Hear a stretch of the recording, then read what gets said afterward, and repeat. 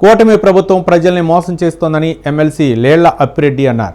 మేనిఫెస్టోలో ఇచ్చిన హామీలను అమలు చేయలేదన్నారు. పంటలకు గిట్టుబాటు ధర లేక రైతులు చాలా ఇబ్బందులు పడుతున్నారన్నారు. ప్రజలపై భారం మోపే విధంగా విద్యుత్ ఛార్జీలు పెంచారని మండిపడ్డారు. మహిళలకు ఒక్క సంక్షేమ పథకం కూడా అమలు చేయలేదన్నారు.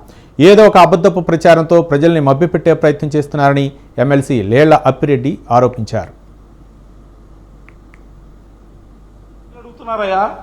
నువ్వు ఎన్నికల మేనిఫెస్టోలో ఏం చెప్పావో ఆ అంశాలని అమలు చేయమని చెప్పి అడుగుతా ఉన్నారు. సూపర్ 6 అన్నావు, ఆ సూపర్ 6 ఎట్టిపోయిందో తెలియనటువంటి పరిస్థితులు ఇవాళ రైతాంగానికి సంబంధించి ఇవాళ పండినటువంటి పంటలకు గిట్టుబాటు ధర లేనటువంటి పరిస్థితుల్లో ధాన్యం రోడ్లపై పోసుకుంటా ఉన్నారు.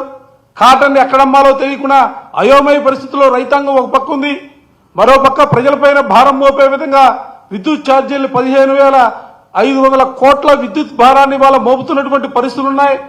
పిల్లలకి ఫీజులు లేవు, మహిళలకి ఒక్క సంక్షేమ పథకం కూడా లేనటువంటి పరిస్థితులు వాళ్ళ రాష్ట్రంలో ఉంటే వీటన్నింటిని కూడా పక్కదారి పట్టించాలా.